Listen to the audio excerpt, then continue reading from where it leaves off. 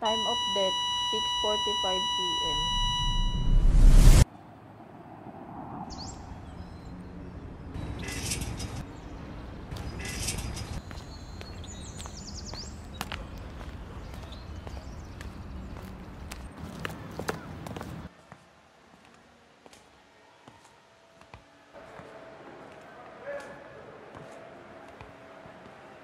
Harold.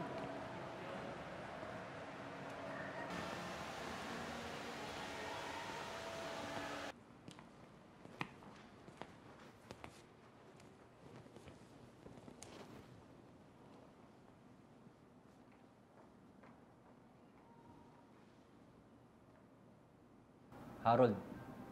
Harold, Ha? kanina ka pa tulala dyan. Wala to, trabaho lang. Yes, hello? Okay, sige, papunta na. Okay. Harold, huwag ka mahuli mamaya.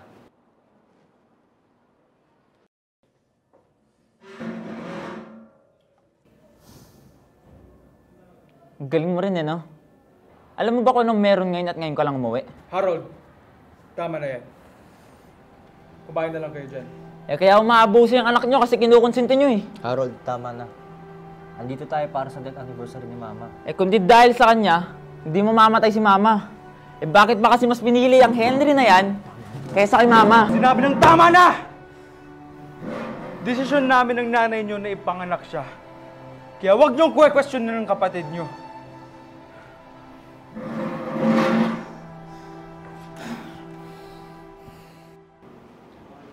Good day po, sir.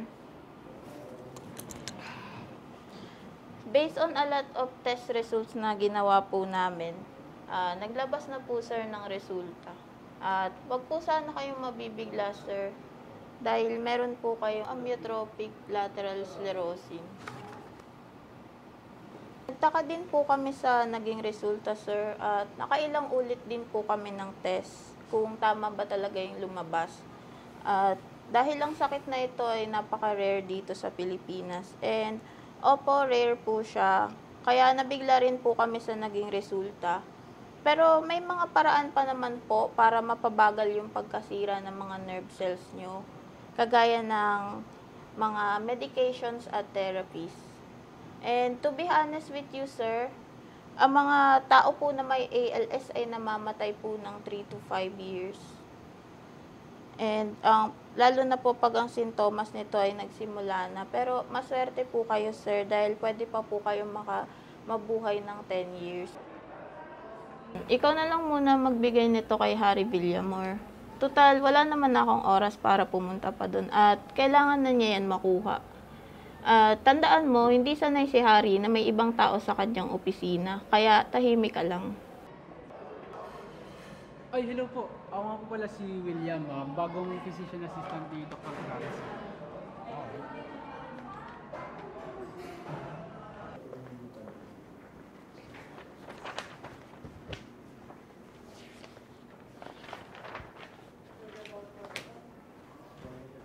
Sir, pinabibigay po pala ni Dr. Clarice. Wala naman siya nabanggit tungkol dito Sige, mapuha muna.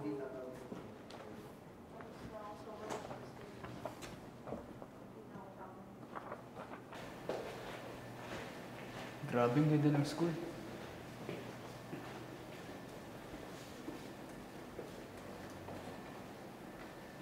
Yaman siguro ng mga Villamor.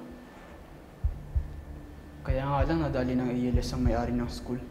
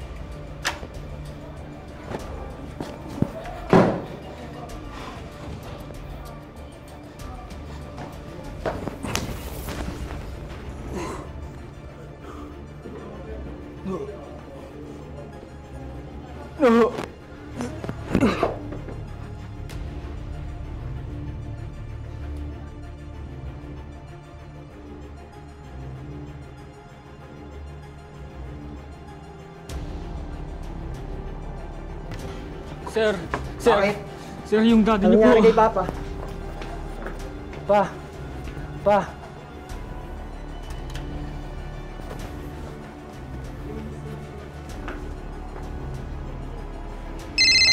Dok?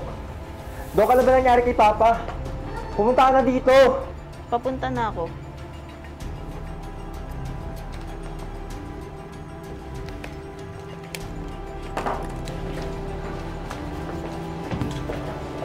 Dok, si Papa.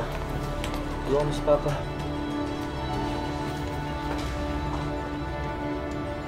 Kailangan na natin siyang madala sa ospital. Sige, Dok. No! Tulungan mo ako. Sige, sir. Buhat na si Papa.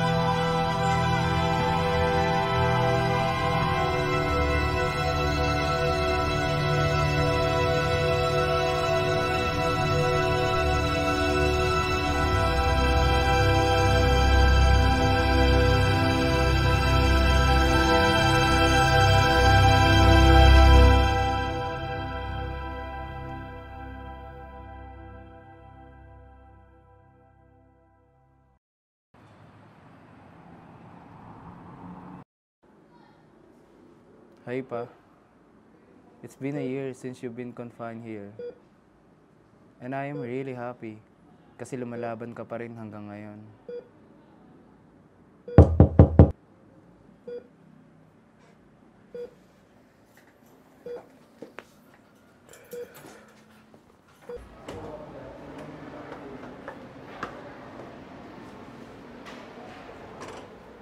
Ipinatawag ko kayong lahat ngayon dito. Kasi nung nalaman ng dad nyo na may ALS siya, hinabilin niya na lang sa akin na kapag umabot na siya ng final stage ng ALS, mag-perform na lang tayo ng active euthanasia para hindi na mahirapan sa pag-aalaga sa kanya. Ha? Dok, ano ibig mo sabihin? Ano yung sinasabi mo? We will do active euthanasia. Mag-i-inject tayo sa dad nyo ng lethal na gamot para ma-end na yung suffering niya. Pero kuya, hindi tayo papayag sa gusto ni Daddy, di ba? Kung yan talaga ang gusto ni Daddy, bakit pa natin sususuhin? Henry, wala na tayong magagawa. Pero kuya, hayaan na lang ba natin mamatay si Daddy?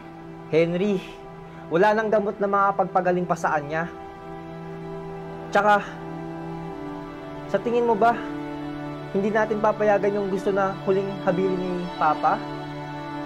Hayaan na lang ba natin siyang mahirapan? May kita natin ganyang sitwasyon niya?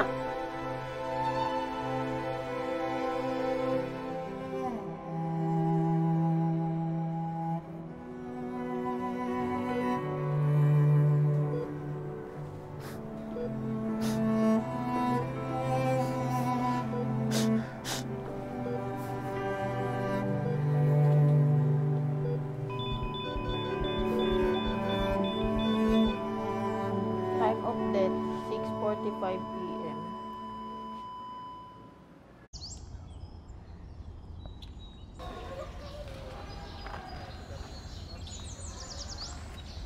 Ano yan? Saan mo na kayong picture na yan? Eto. Bigay ito sa akin ni Papa. Alam niyo ba mga tol, nung binigay niya to sa akin, sabi niya, pasensya na anak ha. Ito lang talaga yung nag-iisang litrato natin na magkakasama tayong lahat. Tama mo naman tol. Loko ka. Tama na yan, tara na, tara na. Tama nga.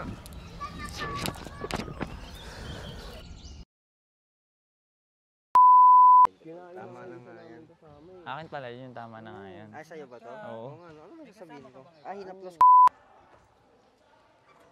Uy, ka. Ayun yung bata.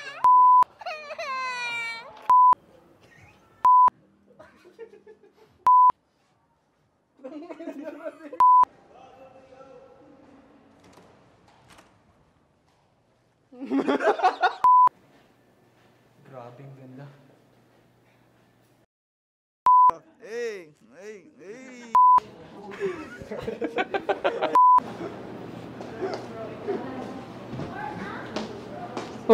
Charger.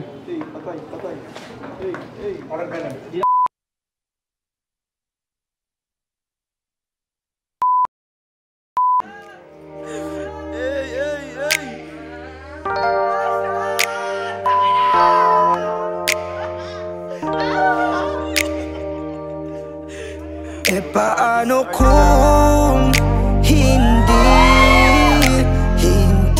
ka nakilala? Siguro nakakulong pa din sa nakaraan, di makalaya ang sarili, dinadaya, naglalasing-lasing.